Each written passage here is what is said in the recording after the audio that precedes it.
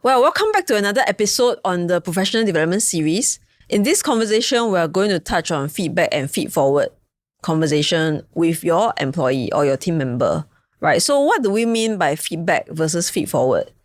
Feedback has a lot of elements to do with, what happened in the past, right? Something that has already happened, something that has already been done, and you need to now let the employee know what has happened and something needs to be done about it, because most of the time somebody is unhappy and that's why it escalates, and that's why it becomes something to, provide as a feedback to your team member. And so then the thing is, after you've given the feedback, then what?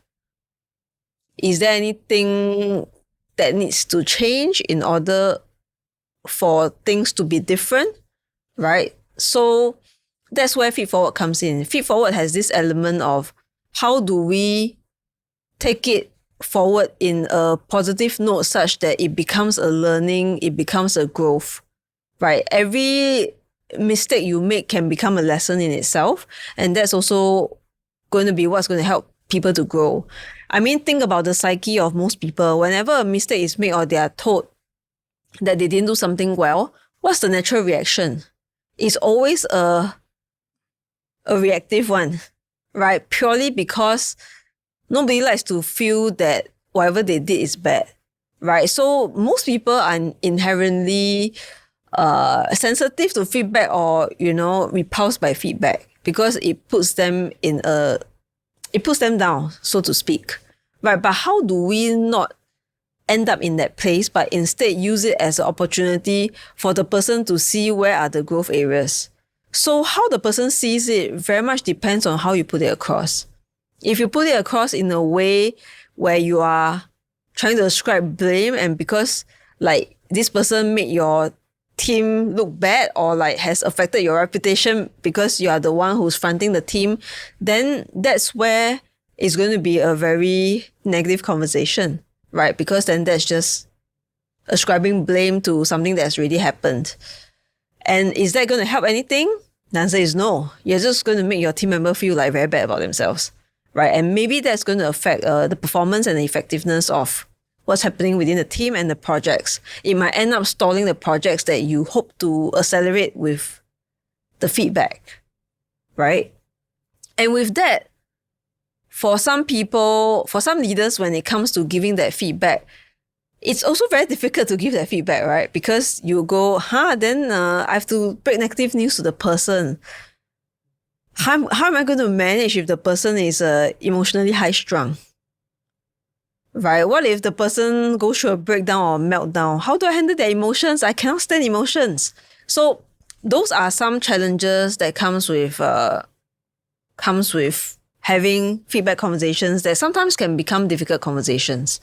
And when we talk about difficult conversations, why are they difficult? It's really down to who you are that defines whether a conversation is difficult. A lot of times a conversation is difficult because you as a person generally avoid conflict. So anything that looks like it's a form of conflict that you're trying to get a person to see and receive, you will generally think that, wow, this is going to be very difficult. It's going to create a backlash and stuff like that. But you got to look into what is your wounding in terms of that conflict that affected you in the past, right? Because conflict in general is meant to be healthy. Healthy in that it tells you that not everything is going your way. The other person also has some aspect of themselves that they're being that is different from how you are. And because you don't exactly see eye to eye, that's why the conflict occurs. But then yet, it is the addressing of the conflict in which it also helps you to resolve what's in between, for both parties to come to a consensus, to an alignment, and ultimately take the step of forwarding to a better place. Right. So I would say that feedforward conversations sometimes can be a difficult conversation. Sometimes it can feel very conflicting within yourself. Then you want to address the conflict within yourself first before you even talk to the other person, so that it doesn't stop you from saying what you need to, and it doesn't prevent the person from learning what they need to learn. Right. So, end of the day, it's about having that honest conversation, and then, whatever that escalates, we can always de-escalate that. That's the power of a coach. And if you can do that, you can de-escalate a lot of things. Okay, so with that, let's step into a feedback for conversation with Aimin. So the context here is that, she's taken on a project, an initiative where she's meant to optimize a workflow and get buy-in from the other departments on how they need to show up in the ARP so that there's less work to do on the finance side. But however, the problem is that whatever she came up with and shared with the audience, shared with the employees, it wasn't like exactly easy for them to take, because at some level they see that it's more work. So now it's come to a point where they're complaining, and we kind of need to address that. Right. And of course, being the boss doesn't mean you are the one solving the problems all the time. It's also about bringing that back to the employee so that they begin to build their ownership over this thing that they've taken on for themselves. Okay. So, hi, Aimin. Hello, hi, Ping. Yes. So, I've asked you in for a conversation today because, I seen how you started on this initiative, the AR initiative, where you're wanting to reduce the amount of time spent on the work, right? Half an hour from internal process and half an hour by adjusting the way that the employees actually respond on the ARP so that there's less work to be done. So you're wanting to save that hour of time, and recently you actually have a conversation with them in a large group setting where you actually outline the change that's needed and why that change and what's the benefit, right? So, in that conversation, how did you feel about how you delivered that piece to the employees? I think during that presentation itself, I make it as, task focus, what they need to do as clear as possible. And then what is the impact, right? If certain things are, not followed through, what is the repercussion per se? So then also emphasizing the things that they do actually do have an impact to, the other departments itself. Right. Right. So you have shared what you needed to share, right? And what's your observation in terms of how they've received it? I mean, majority of them seems to understand, but I also do notice like certain people itself, they just feel or they look a bit restless. Then that's where they may not see the point line in that sense, because that's something that they have their own plates to handle as well. And then this is something, you're making them do extra work. To put in more attention to this, then it kind of takes away their focus or priority in that. Right. So which are this group of people that you felt haven't really bought into what you were putting across? Which are this group of people? Yeah. I think probably who I can think of is probably handful. There's like a couple, about 2 or 3 of them. Okay. Yeah, but so far I have not heard anything from them directly yet. So yeah, that's who I have in mind lah. Right. So which department are they from? They are from the same department. So the main users is just probably different aspects of it. Okay. Yeah, so which different department? Product line. So which department? Operations department. Operations. Okay. So you did see that they don't seem very happy about having to put more attention to this. Okay. And yet nobody has told you or given any feedback. Yeah. And for yourself, have you actually reached out to them to hear if like there are any concerns or any feedback for you in terms of what you shared? I mean, they only mention it briefly when I reach out to them. It's kind of like they know what they need to do, but then there's so-called nothing they can do if they forget or if they don't adhere to it because they have other priorities. Yeah, so then that's like the approach to it. Right. Okay. I mean, I'm asking you about all this. I think it's great that you got started with this whole thing and like really try to cut down the work on the finance side. And it's good that you've also observed that some people understood and are adhering to it, but then there's also a group of people who have not. Right. And I also hear that you've also reached out to them to try to get feedback. So I think it's great that you're observing all this. It's just that on my end, I've also received feedback from the operations director, right, in terms of like how it adds a lot more workload on their side. And so they didn't really fully buy into what you're sharing. And now there's that pushback. There are complaints around like, how come you are making them do so much extra work? Right? Are you outsourcing your work? Right. So that's just some of the feedback I'm hearing, which is why I wanted this chat with you to hear like what are you cognizant of in terms of what actually happened as you delivered this. Right. But having said that, like, how do you feel hearing what I just said in terms of the feedback that's come up?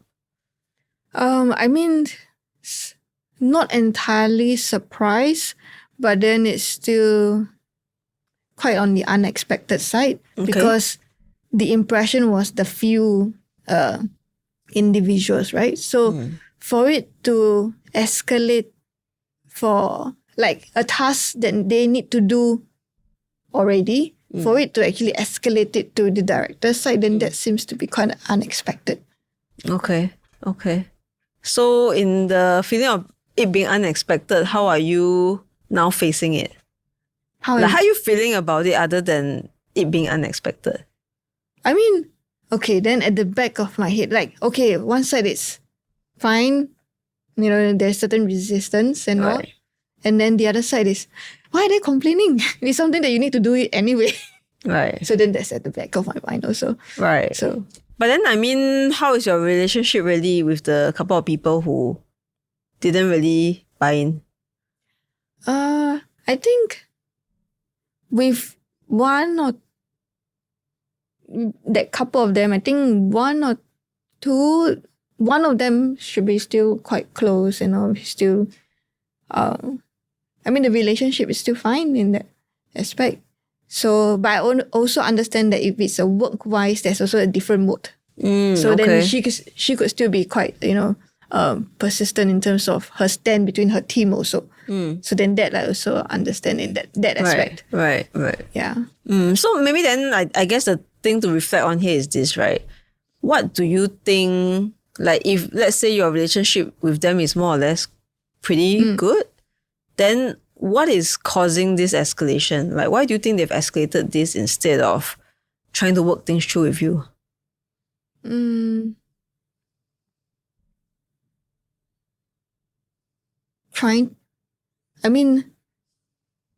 Perhaps like from my point of view, it could be they may also understand what needs to be done and all, but then it's certain inefficiency of the process itself is also causing them to kind of it's like the last straw. Like probably they already know that they have to do a lot of things. And then for someone to emphasize that, remember, you still need to do all this and all, then it kind of like adds on to the whole irritation of, how they have to actually manage this aspect of stuff. Right. So I guess you can begin to see that there are some people who will just take the instructions that you've given as, okay, I need to do it, so I'll just do it. Right. But then you also have people who, as much as they might want to toe the line, but at the same time, they're also being overwhelmed. Right. So then there's the aspect of their boss being the one pushing back instead. Right. And therefore, it's come to my attention. So hearing that, then the thing here is, how do you see us moving forward with this in terms of, tackling the complaints that have come up? How do you get the buy-in from them? Or what do you see as alternative solutions? I mean, like looking at the emphasis of this and then also witnessing, the resistance that they have itself. I mean, what eventually like we could also explore is also back to the system team itself. If there's anything that could also semi-automate some of their workload. So Right. it's not fully manual that they have to handle it. So I think then that could also ease some of the effort that it's required, so that they probably could just do not need to start from scratch. I think that could be an area to actually rope in the other team to actually look if this is something that they can actually work on as well. Okay. So then at this point in time, like, how would you want to tackle this? How should we tackle this? Right, because there's the director level that we need to handle. There's also the people on the ground who you were delivering that announcement, those changes to, and who have some sort of reaction. Yeah, I mean then because whatever that we actually put across itself, right? To also let them know that this information is crucial for financial statement wise. It's not just like whatever that they actually put in, there's an intention behind. But I guess then the question is, why can't we do it the same way as before? Why do we need to change now? What's the need for me to change the way I operate for your purpose? It's more towards not changing the way that they're working, but they need to be more careful in the things that they should already be doing. But we find out a lot of mistakes, a lot of loopholes along the way, that a lot of missing information. So how have you tried understanding what causes all these mistakes that they're having? So far, when I actually, ask around and all, it's majority of it is caused by human error. Or either forgotten, or people probably on leave, and then the person on leave may not have handed this over. Then I think, which I find that this could be avoided if they are more careful in terms of making sure that everything is complete. I see. Yeah. Okay. So then that's the portion. Okay. Yeah, so because right now then, we need to make this entire thing more compelling for them to work on. Right? There are people who accept it as is, but there are others who need to see more value in what you're trying to get them to do. Right? So I mean, on your end, do you see yourself being able to talk to them again? Yeah, sure. I think also to understand what exactly is the challenges that they are facing. Right. So I think it's easier to have a face-to-face conversation in that aspect. Yep. And I think with that, like, if I look at what might be the deeper issue, like, as much as you say that you have a pretty good relationship with them, but then yet at the same time, the fact that they don't tell you that issue before escalating to their boss also means that perhaps the relationship is not at the level that you think it is. Right? So it might be good to examine, like, how do you know, or what are the cues that tell you that this is a strong relationship? Yeah. What are the cues that tell you that, actually, we're not that close? Yeah. So if you look into that, like, what do you think? Probably, I think it's more surface level in that aspect. So it's always more situational or circumstantial. Like, we're together because we are sitting near or sitting closer.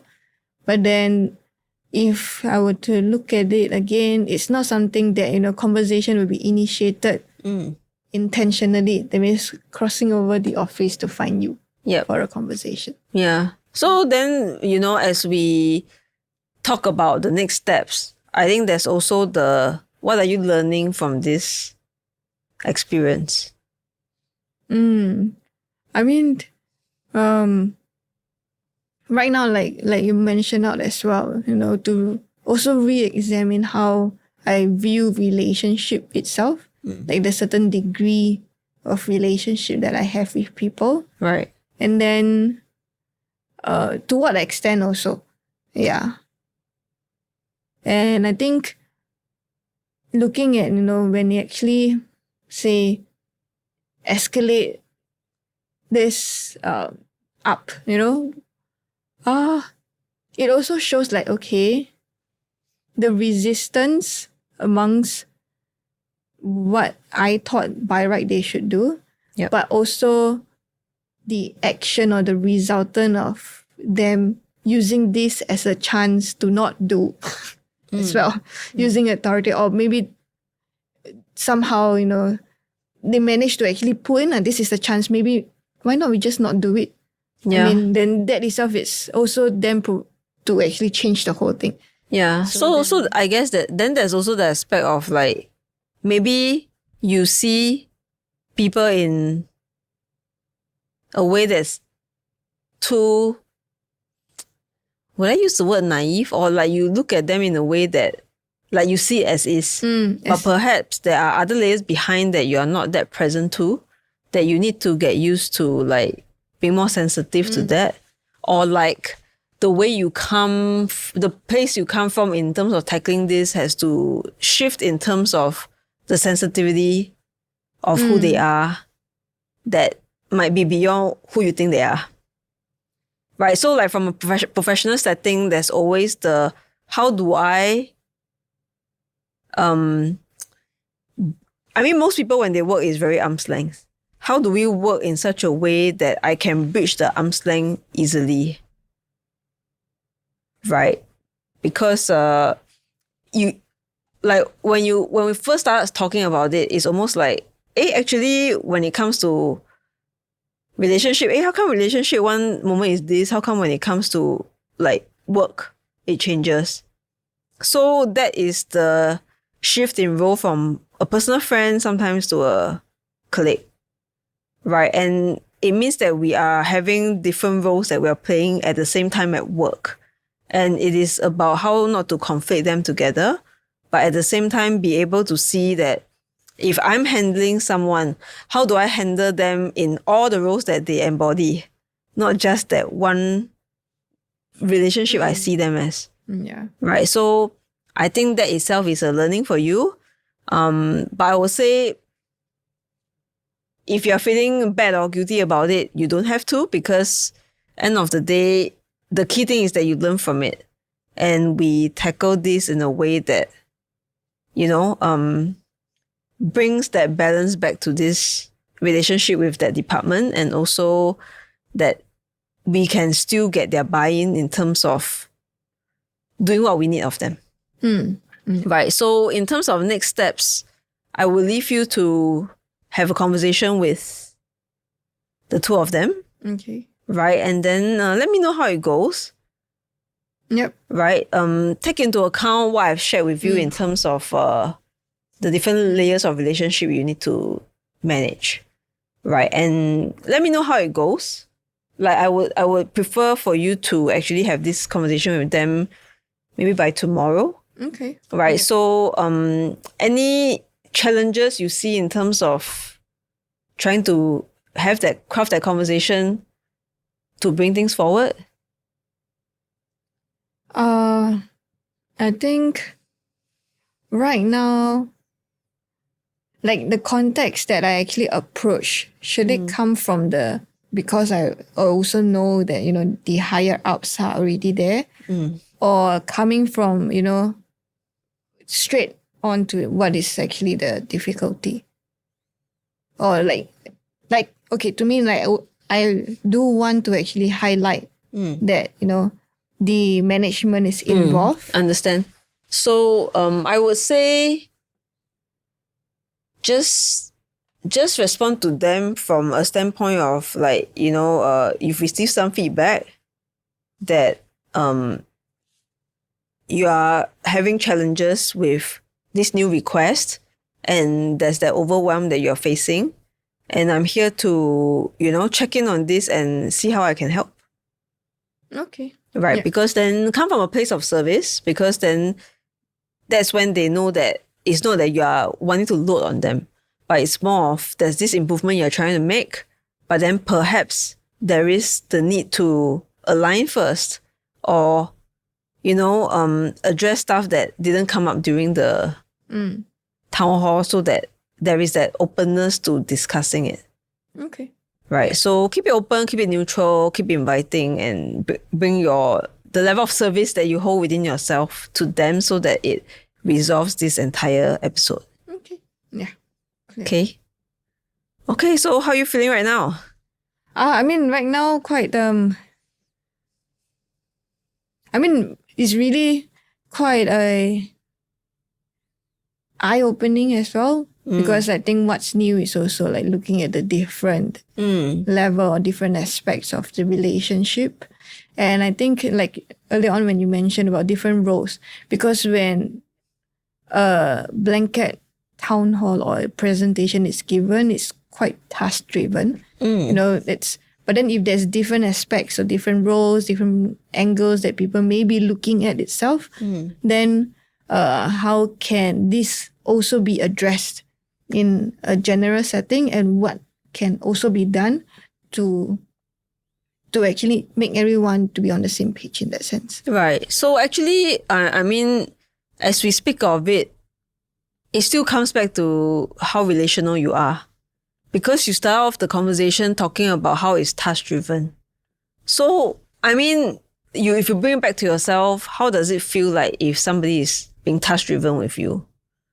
Like, in some ways, it loses the sense of humanness in that interaction. Yeah. Right. And what makes a person do something? Kind of like the relation, I do it for you. Yeah. Yeah. Right. So actually then from that standpoint, you kind of know the answer. But then the question here is what makes you stick with this being task-driven thing?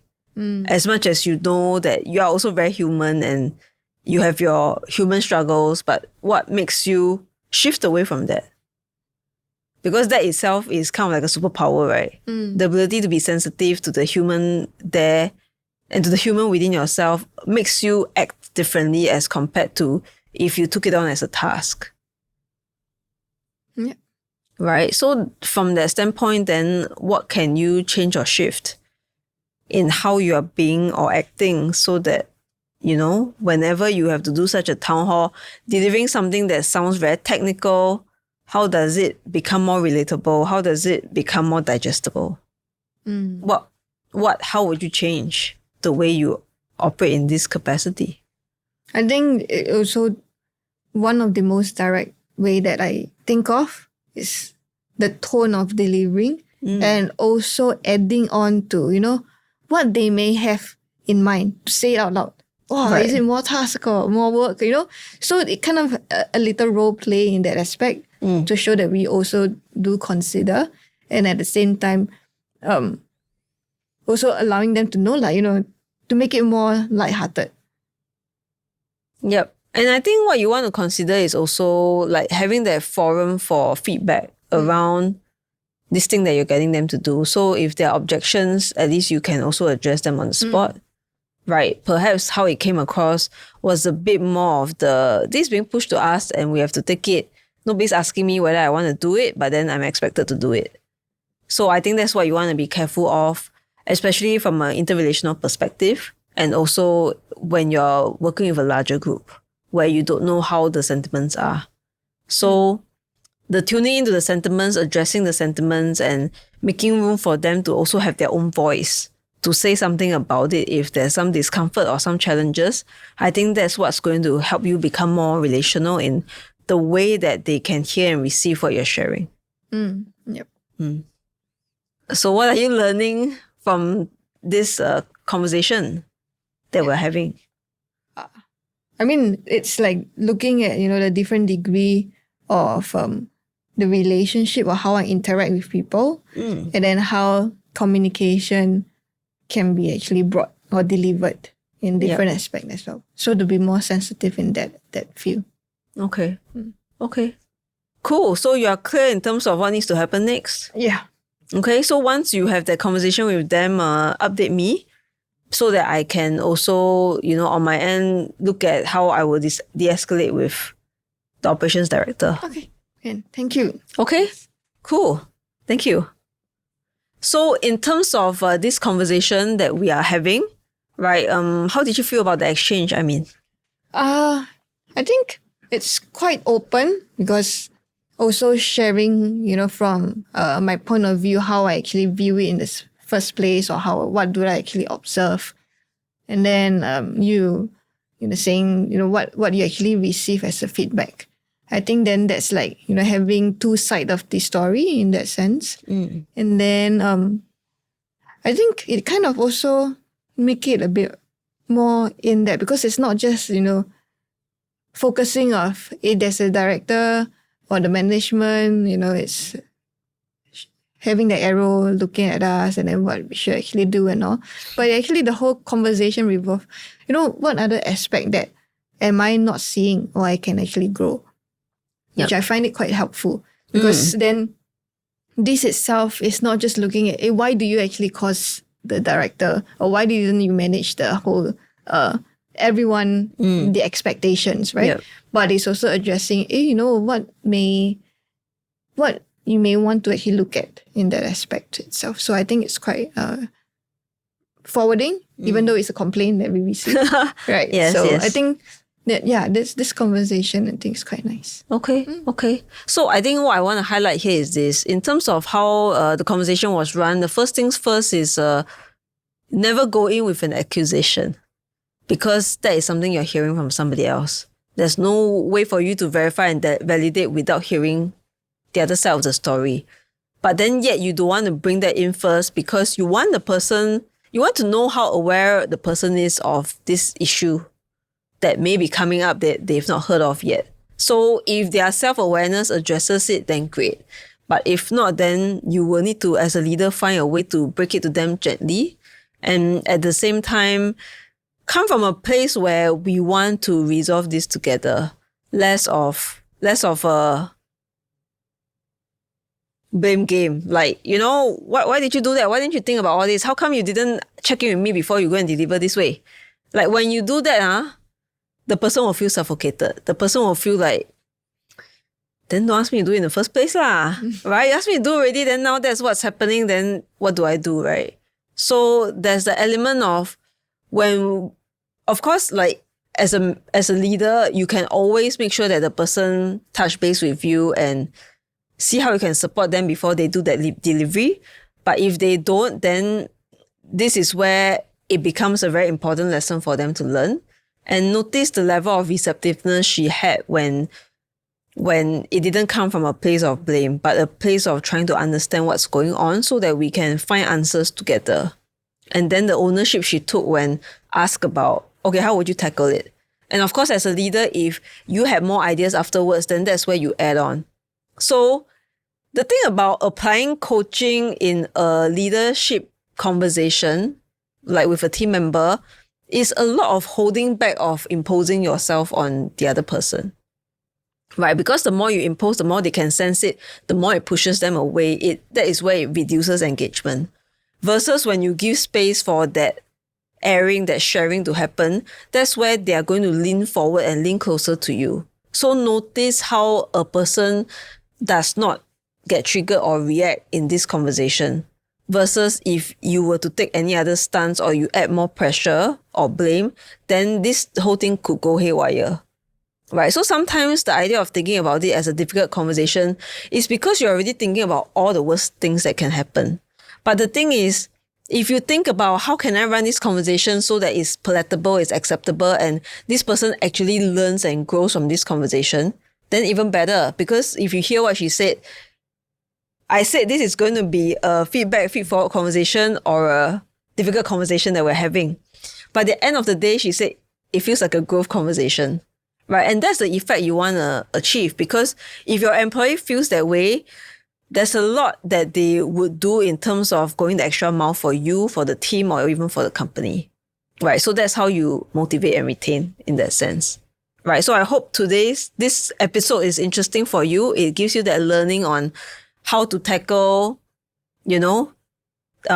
conversations that are not that easy to have when things go wrong, because things will go wrong at work, like it or not. You're going to step on somebody's shoes in a way that they don't want to be stepped on. But the thing is, if that's bound to happen, then the thing is, what is the finesse you can build to tackle it in a way that is mature, and yet at the same time, it de-escalates what has come up. Right. So that itself is an art and skill in itself.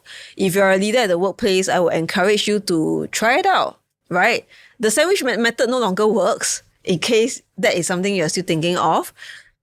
It's always about being open and honest and neutral, and having that openness to give them space to share. Right. So try it out and let us know how it fares for you. And any questions, you can always type in the comments. Okay. Thank you.